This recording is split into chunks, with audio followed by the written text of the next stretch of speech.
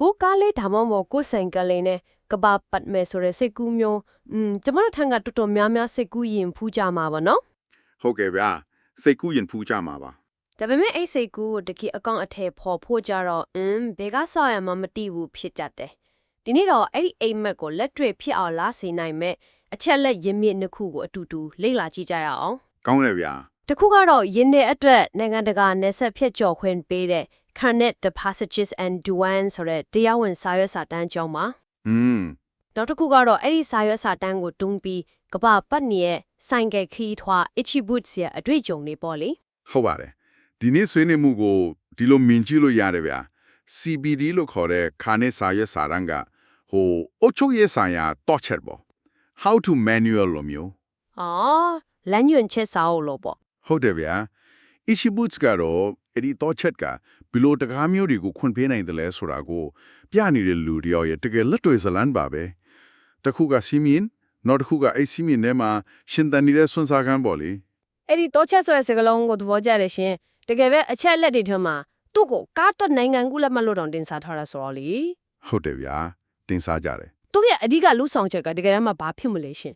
သူ့ကို yellow book တို့ trip ticket တို့လို့လည်းခေါ်ကြတယ်ဆိုတော့နင်းနေတော့ရှုံနိုင်တယ်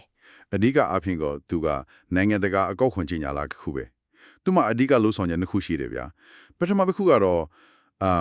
ကိုယ့်ရင်ကိုတိုင်းပြည်တစ်ခုတည်းယာယီတင်သွင်းခွင့်ပေးတယ်ဆိုတာကိုမှတ်တမ်းတင်ပေးတယ်ပိုရည်တည်တဲ့ဒုတိယအချက်ကတော့အကယ်၍ကိုယ့်ရင်ကိုတတ်မှတ်ချိန်အတွင်းအဲ့ဒီနိုင်ငံထဲကနေပြတ်မထိုးထွားခဲ့ရင်ပေးရမယ့်အကောက်ခွန်တွေကိုပေးဆောင်ပါမယ်ဆိုတဲ့နိုင်ငံတကာအတိမတ်ပြုအာမခံချက်တစ်ခုဖြစ်အလုပ်လုပ်ပေးပါတယ်ခဏလေးနော်အာမခံချက်ဆိုတော့ဆိုလိုတာကကိုကောက်ကိုအဲ့ဒီနိုင်ငံမှာဟိုးယောင်းပြီးထွက်ပြေးသွားမှကိုကာကွယ်တဲ့သဘောလားရှင်ဟုတ်ပါတယ်အတိအကျပဲဒီလိုအာမခံချက်တဲ့စရိုင်းခွေလိုမျိုးပိတ်ဆံများကြီးအပေါင်ထားရတဲ့သဘောလား Itchy Blues လို့တယောက်ထဲခီးသွားနေတဲ့သူတွေဒီလောက်ဝန်ထုံဝန်ပိုးကြီးကိုဘလို့တော့ကောင်းတဲ့မေးခွန်းပဲဟုတ်ပါတယ်ဗျာအဲ့ဒီသဘောပါပဲစရိုင်းခွေကရင်တံပိုးနဲ့သွားမဲ့နိုင်ငံရဲ့အကောက်ခွန်ဥပဒေပုံမူတည်ပြီးအများကြီးဖြစ်သွားနိုင်တယ်ဒါကြောင့်ခီးသွားတဲ့အကဒါကအကြီးမားဆုံးဗနာရေးဆိုင်ရာကျွတ်တင်ဖြစ်စီမှုတစ်ခုပေါ့ဟုတ်ကဲ့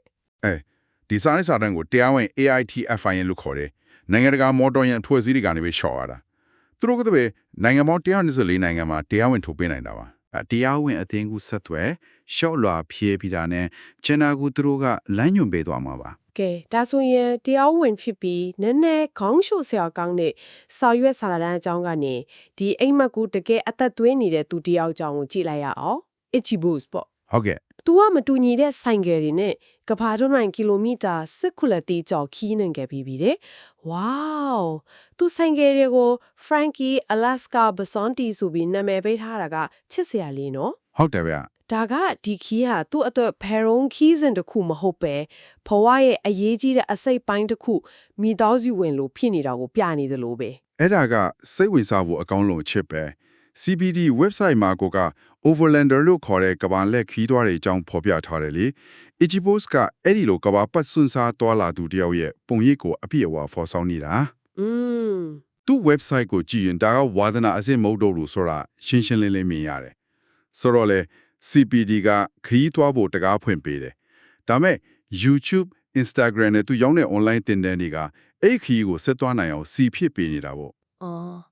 ဆိုလိုတာကခရီးသွားခြင်းတက်မဟုတ်တော့ပဲကိုယ်အတွေ့အကြုံကိုဇလန်းဖြစ်ပြန်ရောင်းချနိုင်တဲ့စွမ်းရည်ပါပေါင်းဆက်လာတာပေါ့နော်တကယ်ပဲဗျသူကအဲ့ဒါကိုသက်သေပြနေတာ REVID တို့ Moscow Motor တို့လိုနာမည်ကြီးကုမ္ပဏီတွေကစပွန်ဆာပေးထားတယ်စာအုပ်တောင်ထုတ်ထားသေးတယ်ဆိုတော့လေဒါဆိုရင်ဒီချက်လက်တွေနဲ့ကောက်ချက်ချရင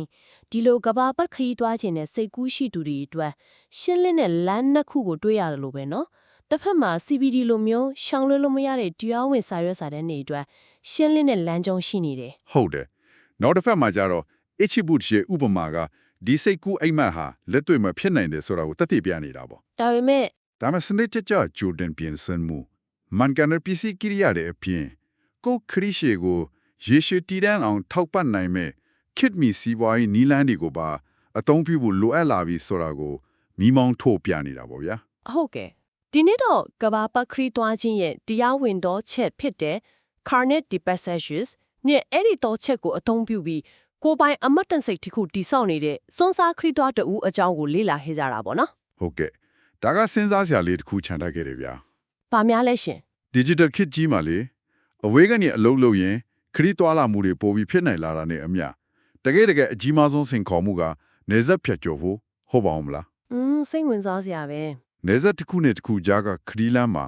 ခရီးသွားတစ်ယောက်ကကိုယ့်ရဲ့ခရီးရှည်ကြီးကိုရေရှည်တည်တံ့အောင်ဘယ်လိုရပ်တည်မလဲဆိုတဲ့အချက်ပဲဖြစ်လာနိုင်မလားဆိုတာကတော့စိတ်ဝင်စားစရာမိခွန်းတစ်ခုပါပဲဗျာ